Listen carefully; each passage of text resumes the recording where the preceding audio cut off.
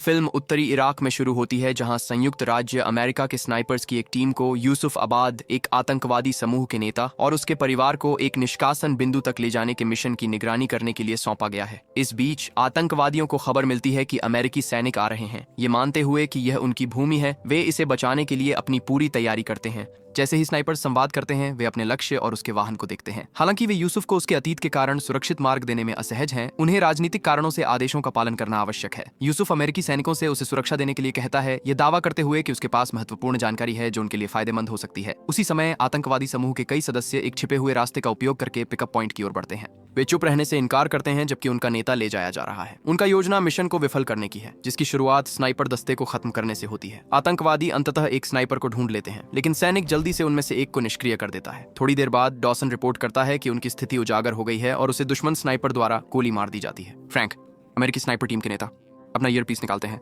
अपनी स्थिति छोड़ते हैं और टिमोथी के कवर न तोड़ने की चेतावनी के बावजूद डॉसन की ओर दौड़ते हैं।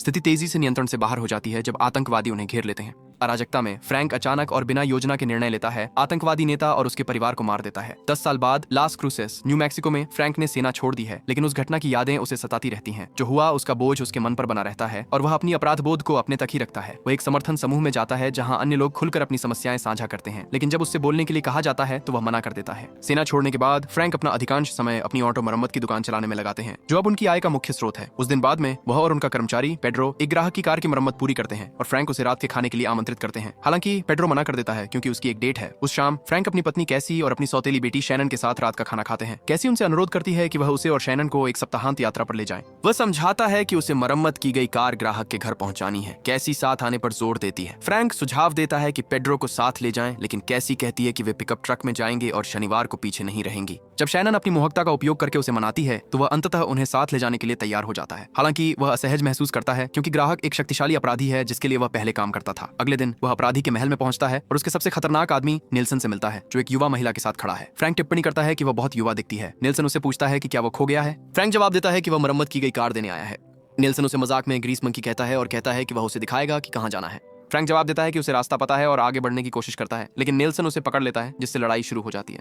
जब नेल्सन चाकू निकालता है और फ्रैंक को मारने की कोशिश करता है तो लाजरस नाम का एक आदमी, जो अपराधी सरगना का भरोसेमंद दाहिना हाथ है, बीच में आकर लड़ाई रोक देता है। लाजरस फिर फ्रैंक को अपराधी सरगना लियो से मिलने ले जाता है। अंदर फ्रैंक लियो की बेटी निक्की के लिए जन्मदिन की सरप्राइज तैयारी देखता है। निक्की जल्द ही अपने पिता के साथ प्रवेश करती है और उत्सुकता से पूछती है कि क्या वह नई साइकिल चला सकती है जो उसने उसे दी है। लियो सहमत होता है और नेल्सन से, जो रसोई में खा रहा है, कहता है कि वह उस पर नजर रखे। नेल्सन हमेशा आदेश दिए जाने की शिकायत करता है, जिससे लियो नाराज हो जाता है। लियो उसे चेतावनी देता है कि अगर उसने फिर से इस तरह बात की तो लाजरस उसकी जीभ काट देगा। फिर लियो फ्रैंक को एक लिफाफा देता है जिसमें कार की मरम्मत के भुगतान के रूप में नकदी भरी होती है। फ्रैंक जल्दी से समझ जाता है कि राशि जरूरत से कहीं ज्यादा है। लियो स्वीकार करता है कि उसने जानबूझकर ऐसा किया क्योंकि वह चाहता है कि फ्रैंक हिटमैन के रूप में काम पर लौटे। फ्रैंक दृढ़ता से इस प्रस्ताव को ठुकरा देता है। फिर भी लियो जोर देता है कि वह पैसे रखे और उसे जाने की अनुमति देता है। फ्रैंक ट्रक के पास लौटता है जहां कैसी और शैनन इंतजार कर रहे हैं और घर वापस चला जाता है। उस रात फ्रैंक 10 साल पहले की घटना के बारे में एक बुरे सपने से जागता है। वह टिमोथी को फोन करता है, लेकिन जब टिमोथी जवाब देता है तो फ्रैंक चुप रहता है। अगले शाम फ्रैंक एक समाचार रिपोर्ट देखता है जिसमें कहा गया है कि निक्की की एक हिट एंड रन दुर्घटना में मौत हो गई है। यह खबर उसे गहराई से प्रभावित करती है क्योंकि उसने देखा था कि लियो अपनी बेटी से कितना प्यार करता था। कैसी उससे पूछती है कि क्या गलत है, लेकिन वह जवाब देने से बचता है। जल्द ही लाजरस उसे कॉल करता है, लेकिन फ्रैंक फोन नहीं उठाता। थोड़ी देर बाद लाजरस और कई लोग फ्रैंक के घर पहुंचते हैं। लाजरस उसे बताता है कि लियो निक्की की मौत का बदला लेने के लिए उसकी मदद चाहता है। फ्रैंक मना कर देता है, कहता है कि वह कारें ठीक करता है, लोग नहीं, और वह अपराध की दुनिया में वापस नहीं जाना चाहता। हालांकि जब लाजरस उसे धमकी देता है तो फ्रैंक को एहसास होता है कि उसके पास वास्तव में कोई विकल्प नहीं है। इस बीच कैसी देर रात की मुलाकात को देखती है और पूछती है कि वे लोग उनके घर क्यों आए। फ्रैंक उसे आश्वस्त करता है कि यह केवल अधूरा काम है और इसका उनके परिवार से कोई लेना देना नहीं है। शैनन बीच में टोकती है और फ्रैंक से उसे बिस्तर में सुलाने के लिए कहती है। ऐसा करने के बाद फ्रैंक कैसी से कहता है कि उसे जाना होगा। कैसी उसे रुकने के लिए कहती है, लेकिन वह मना कर देता है। गुस्से और दुख में वह उसे थप्पड़ मारती है। वह शांतिपूर्वक कहता है कि वह उसके खिलाफ हाथ नहीं उठाएगा, जिससे वह उसे धक्का देकर दूर चली जाती है। जब फ्रैंक लियो की हवेली पर पहुंचता है तो वह उसे अपनी बेटी की मौत पर टूटे और शोक में पाता है। लियो इस बारे में बात करता है कि वह उस व्यक्ति को कितना कष्ट देना चाहता है जो जिम्मेदार है। फ्रैंक सुझाव देता है कि लाजरस इसे संभाले। लियो जवाब देता है कि लाजरस बड़े पैमाने के कामों के लिए उपयोगी है, लेकिन इस स्थिति के लिए फ्रैंक की कौशल की आवश्यकता है। फ्रैंक उसे याद दिलाता है कि वह सेवानिवृत्त हो चुका है। फिर लियो फ्रैंक को धमकी देता है कि अगर वह मना करता है तो वह कैसी को फ्रैंक का काला अतीत बता देगा। अपनी पत्नी को अपने इतिहास की सच्चाई जानने से रोकने के लिए फ्रैंक अनिच्छा से सहमत हो जाता है। अगले दिन लाजरस फ्रैंक को संदिग्ध के बारे में विस्तृत फाइलें देता है ताकि वह तुरंत शुरू कर सके। फ्रैंक को उस आदमी का स्थान पता लगाने में ज्यादा समय नहीं लगता। एक उपयुक्त दृष्टिकोण चुनने के बाद वह अपनी स्नाइपर राइफल सेट करता है और कार्रवाई के लिए तैयार होता है।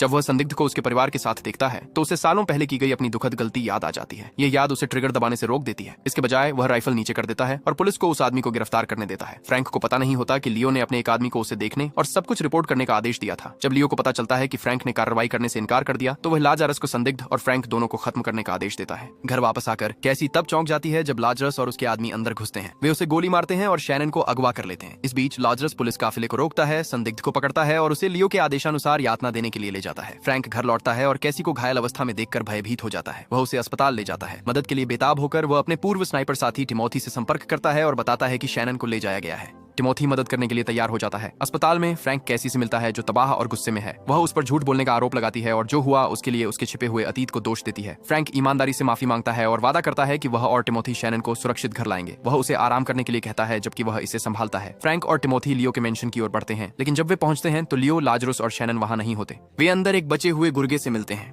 टिमोथी उसे काबू में कर लेता है। हालांकि वह आदमी अचानक फ्रैंक की बंदूक छीनने की कोशिश करता है ताकि उसे गोली मार सके। बिना झिझक टिमोथी उसे मार देता है। दुर्भाग्यवश इससे उन्हें यह पता लगाने का कोई तरीका नहीं मिलता कि शैनन को कहां ले जाया गया है। इस बीच अपनी बेटी की मौत के गम में डूबे हुए लियो शैनन को अपने ग्रहण कर ले जाता है। हालांकि लियो शैनन के साथ अपनी बेटी की तरह ही दयालुता से पेश आता है। वह डरी हुई रहती है और केवल अपनी माँ के पास लौटना चाहती है। इस बीच लियो की पत्नी मार्टा मानती है कि शैनन का अपहरण करना बहुत दूर चला गया है और वह उसे इस पागलपन को समाप्त करने के लिए कहती है, लेकिन वह सुनने से इनकार कर देता है। क्योंकि फ्रैंक ने कभी लियो के लिए काम किया था, उसे पता है कि लियो और लाजरस के बारे में जानकारी कहाँ देखनी है। वह और टिमोथी लियो के एक प्रमुख ड्रग ऑपरेशन के लिए मेक्सिको गए। वे तेजी से गार्डों को काबू में कर लेते हैं और उन्हें शैनन के स्थान के बारे में सुराग बताने के लिए मजबूर करते हैं। जैसा कि उम्मीद थी, लाजरस मानता है कि फ्रैंक उनके पीछे आएगा और नेल्सन को उसे खत्म करने का आदेश देता है। फ्रैंक नेल्सन का एक बार में पता लगाता है, उस पर हमला करता है और उस पर दबाव डालता है कि वह बताए कि शैनन को कहां रखा गया है। उसी समय टिमोथी लियो के बाकी आदमियों को संभालता है। जानकारी प्राप्त करने के बाद फ्रैंक नेल्सन को मार देता है। अब जब उसे पता चल गया है कि शैनन को लियो के घर पर रखा गया है, फ्रैंक और टिमोथी खुद को हथियारों से लैस करते हैं और अंतिम मुकाबले के लिए तैयार होते हैं। इस बीच लाजरस संपत्ति के चारों ओर सुरक्षा को मजबूत करता है ताकि फ्रैंक को अंदर घुसने से रोका जा सके। हालांकि लाजरस और उसके लोग अनुभवी स्नाइपर्स के सामने टिक नहीं पाते। एक एक करके वे गोलीबारी में हार जाते हैं। लड़ाई के दौरान टिमोथी गंभीर रूप से घायल हो जाता है, जिससे फ्रैंक को अकेले ही आगे बढ़ना पड़ता है। अपनी सुरक्षा ढाती देख लियो शैनन को बंदूक की नोक पर पकड़ लेता है और भागने की कोशिश करता है। जब वे भागने की कोशिश करते हैं तो उनका सामना फ्रैंक से होता है। फ्रैंक लियो से शैनन को छोड़ने की मांग करता है और बदले में उसकी जान बख्शने का वादा करता है। मार्टा लियो से शैनन को छोड़ने की विनती करती है, उसे याद दिलाते हुए कि वह उनकी बेटी नहीं है और उसका एक प्यार करने वाला परिवार उसका इंतजार कर रहा है। लियो उसकी अनदेखी करता है और फ्रैंक पर हमला करने की तैयारी करता है। एक छोटे से मौके का फायदा उठाते हुए शैनन लियो के हाथ पर काट लेती है, जिससे उसका ध्यान भटक जाता है। उसी पल में फ्रैंक लियो के सीने में चाकू फेंकता है, जिससे उसकी मौत हो जाती है।